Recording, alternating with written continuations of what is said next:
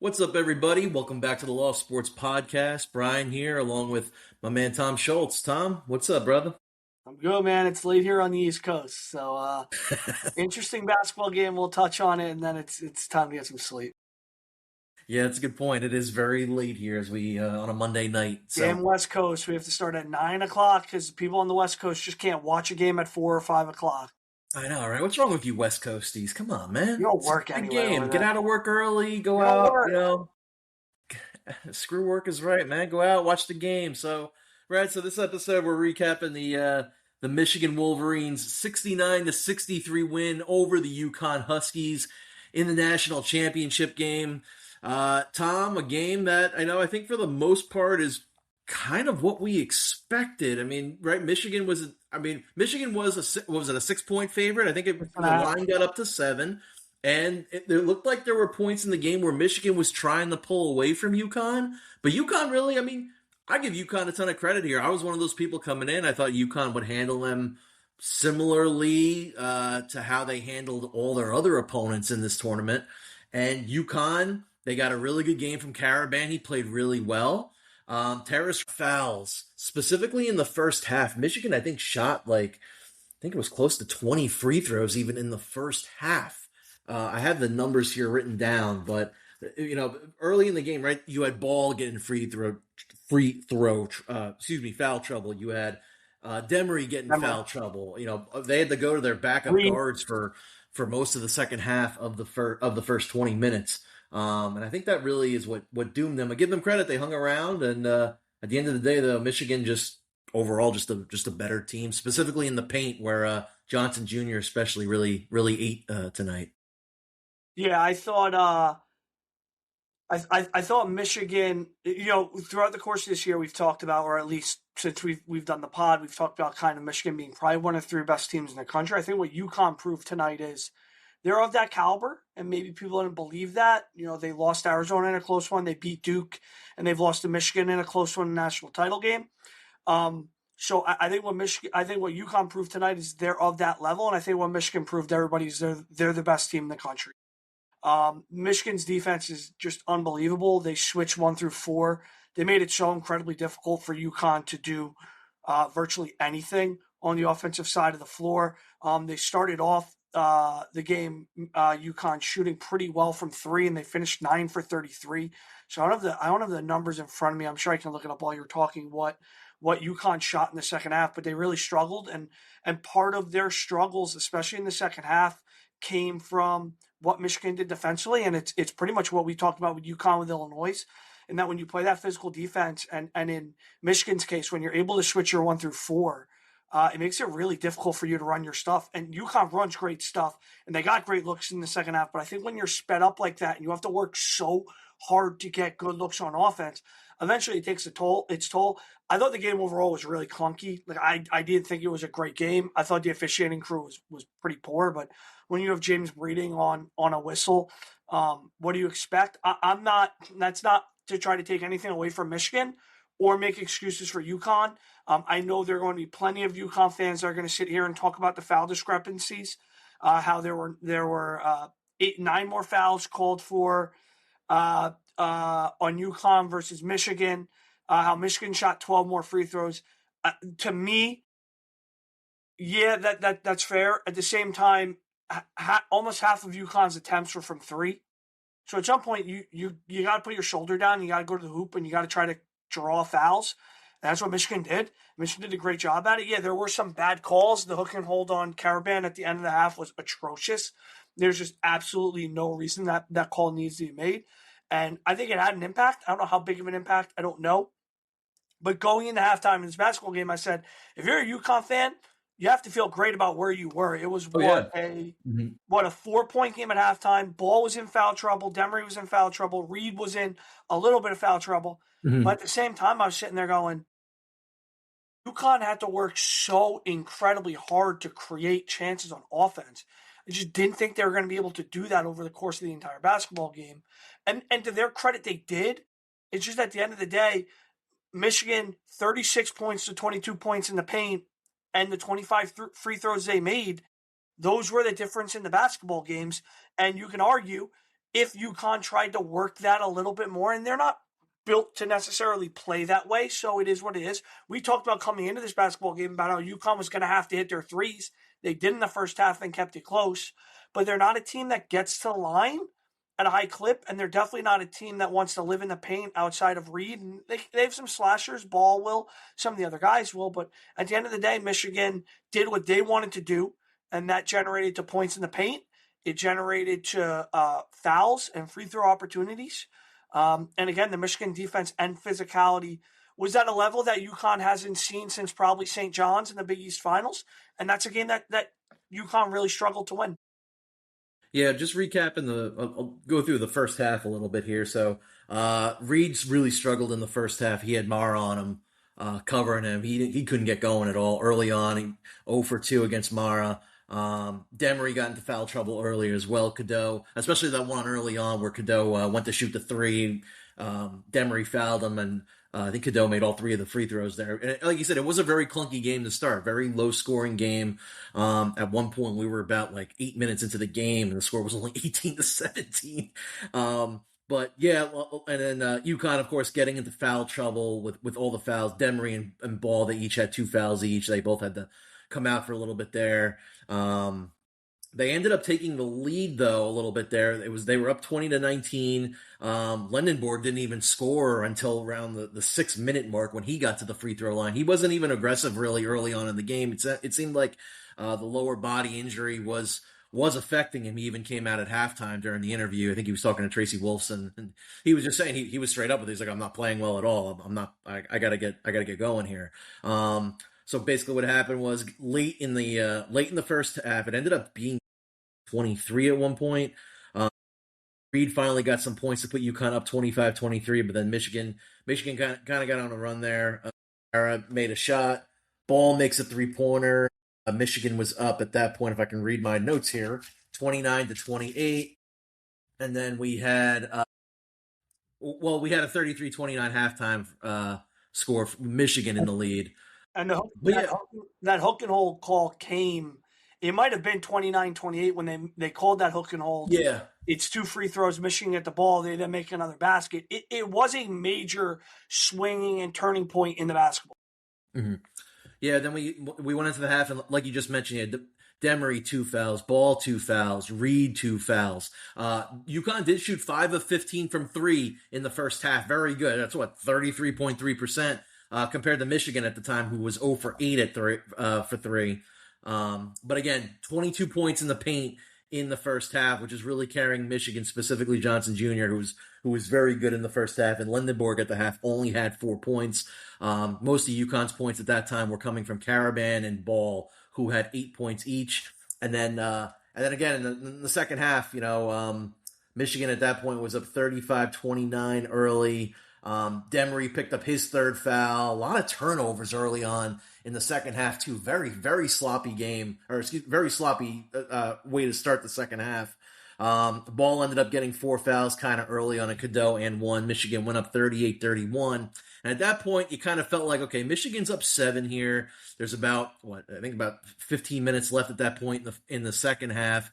You kind of think Michigan's going to start pulling away. But then, Connecticut got going. Mullins hit a big layup off an offensive rebound, and it's 38-33. Lendenborg got an and 1. And so Michigan at that point's up 41-33 at around the 15-minute mark. And then the teams kind of started trading buckets back and forth there, and we get to the point where after Cadeau hits a 3, again, it's 48-37, and you're thinking Michigan's going to pull away. But again, give Connecticut a ton of credit. They go on a little run here. Caravan with a layup. Demery with a layup. Caravan hits a 3. So, you get to the point then where it's 58-48. So Connecticut's still hanging around at this point. And then you get to the 5-minute mark, and there's a couple threes. Caravan hits a 3. Mullins hits a 3. You cut the game to 6. And then at the end, we saw what happened. Connecticut's pressure on the inbounding, the press that they had on Michigan kind of stifled them a little bit there. But at the end of the day, it was just too much Michigan. Even though Lendenborg only finished with 13 points, Morris Johnson was phenomenal in the first half. He really carried Michigan through the first half. With those points in the paint. And Cadeau, of course, had another really good game. He had a great Final Four, Cadeau. Played really well. Yeah, I thought Johnson was the player of the game for Michigan. It just felt like whenever they needed a play, he was the one that made the play. I thought he was absolutely huge for them in this game. I'm just trying to get the play up. Yeah, so it was Caravan hit a three to cut it to 6. Michigan turns the ball over. Uh, what was there? 2 minutes left. This was really the dagger play to me, even though the game was still closer. Michigan cuts it to 6. UConn cuts it to 6. Michigan turns the ball over. Mullins has a layup. It's a great effort by uh, by Michigan working back. They force a missed layup. I think it was solo ball. Michigan comes down the floor, gets the ball in the paint. They go for a layup, miss it, and then the ball gets kind of knocked around. If it felt like there were 2 or 3 UConn guys that were around the basketball that if they get their hands on the ball, it's a 6-point game. They can cut it to a 4 or 3-point game, and they're back in it. Instead, it ends up in the hands of McKinney, and he hits a 3, and that was really the dagger basket. And for as poor as we could have talked about UConn played, weren't overly efficient on offense, turned the ball over a lot in the second half, struggled with fouls. It kind of felt like the Illinois game, but in reverse, where Illinois just didn't get a bounce. And it just felt like UConn didn't get a bounce tonight. And they got a bank 3 late in the game by solo ball. So maybe that stuff all evens out. But when that ball is bouncing around there, if one UConn guy can get their hand on the ball and then just slow it down, there's 2 minutes left in the basketball game. Mm-hmm. You can make it a 1-possession game, at worst a 2-possession game with a minute and 30 seconds left. You give yourself the opportunity to play it out, and you're still in it. Instead, the ball ends up in the hands of McKinney, who I thought the Michigan bench was just better than the UConn bench tonight. Outside of Malachi Smith, who I thought played well in the first half, Mm-hmm. no one from UConn's bench really gave them anything. Where McKinney and who was the other one off the bench, Ross. and Roddy Gale Jr. And Roddy Gale Jr. did a lot of like the little stuff for Michigan, rebounding, defending. Those two I thought had an impact. Of course, the ball bounces to McKinney, who shot really well the other day. He hits a 3 that was really the dagger shot for me. Made it a 9-point game with 2 minutes left. And while UConn battled their way back into the basketball game, it never really felt that close. Although it was a 4-point game, and UConn got a decent look at it, and Caravan just short-armed it. Yeah, it was at the point. It was Caravan had just hit a 3, and it was 62-56. But then McKinney's 3, put them up 65-56. Michigan. And UConn had a run out, literally a run out. It's a bad turnover. UConn has a run out. I want to give Landabor credit. Like, he was nowhere near 100%. There were times I was watching this basketball game where I was like, I can't believe Dusty May's leaving him on the floor. Like, all the credit in the world to him. It's a guy he trusts. It's a senior he rode. Maybe if I was in that position, I would do the same thing as a coach. I don't know, though. There's a big part of me I was like, there have to be guys off your bench that can give you more. But in Michigan's credit, and something I think, the physicality around the rim, I mentioned UConn settling for jump shots. Part of it was because anytime they got in the paint, there was a Michigan player contesting it. They had 6 blocks. There was a stretch of like 3 minutes where it felt like Michigan blocked every attempt that UConn had at the rim. And that has a psyche on the game too, right? Like, that impacts your want to go in the paint. And on that play, and again, I'm sure UConn fans might watch it and tell us there should have been a foul there. There was contact on the layup. But regardless, Michigan alters the shot. Ball misses a layup. And now Michigan comes down the other way. Ball ends up in McKinney's hands. He hits a 3. And sometimes it's just your night, you know? Yeah, and it was Michigan's night.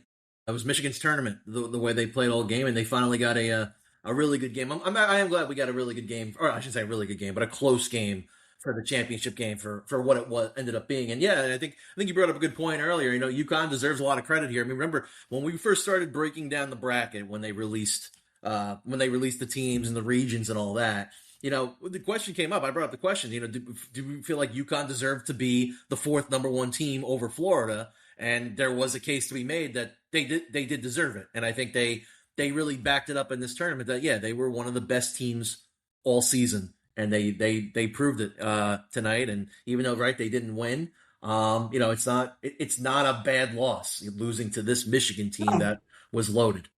And again, this Michigan team that is incredibly senior heavy, was built for this purpose. Like let's Right. just touch on the roster construction. They started 5 transfers. It's the first time in the history of this tournament.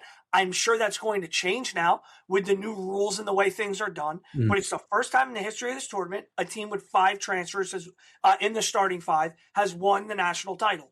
It was built for this reason. Credit to Dusty May. Anyone involved in this program who brought these guys in. This is a UConn team that, yeah, they have Caravan and Reed who are seniors. We'll see what happens with Mullins. We'll see what happens with Ball and Demery, but they'll have a good core coming back. I want to say this about UConn.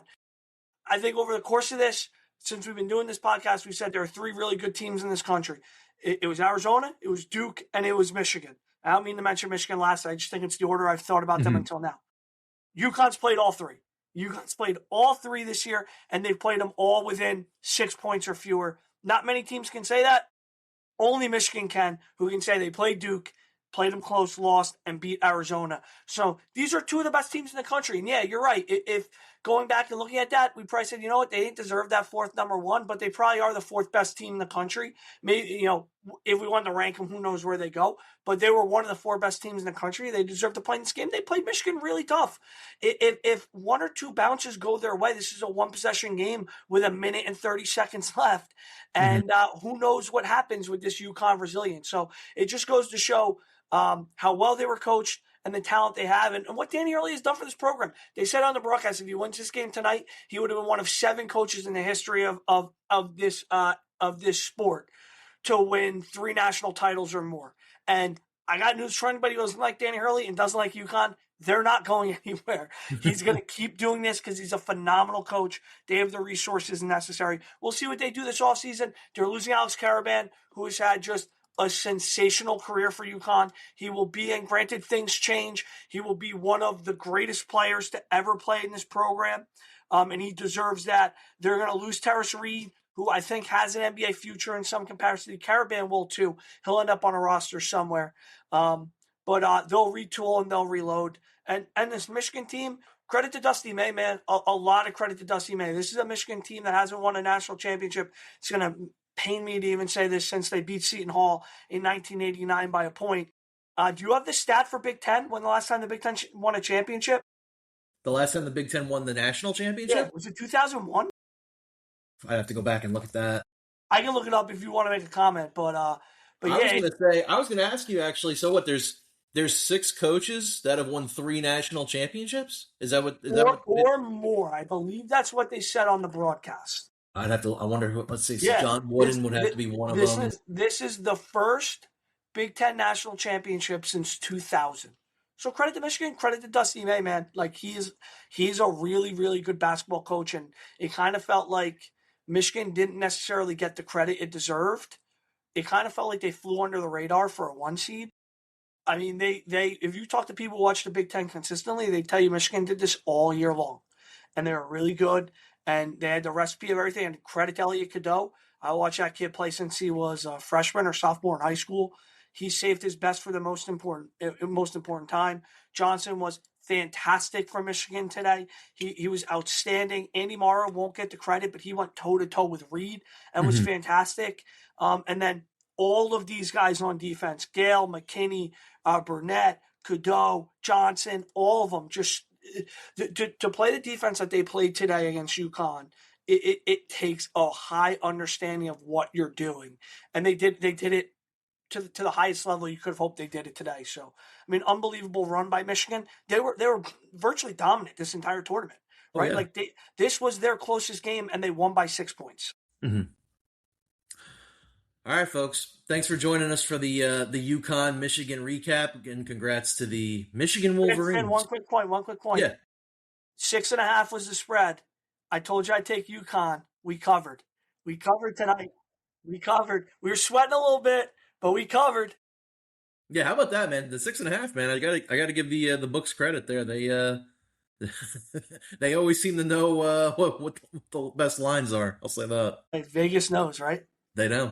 They know. Thanks for hanging with us in the Loft, folks. The official Loft Sports podcast can be found wherever you consume your podcast. Check out our website at loftsportsusa.com. Yes, we are loftsportsusa.com now. If you still go to loftsportus.com, you will be taken to the website, but Loft Sports USA matches all 5 socials now. So, right, so check out our NFL draft series. We've got our next episode coming on Friday, coming on Wednesday. So we're dropping the Wednesday show for the defensive linemen, and we're dropping the linebackers on Friday, and then next week we'll finish that series.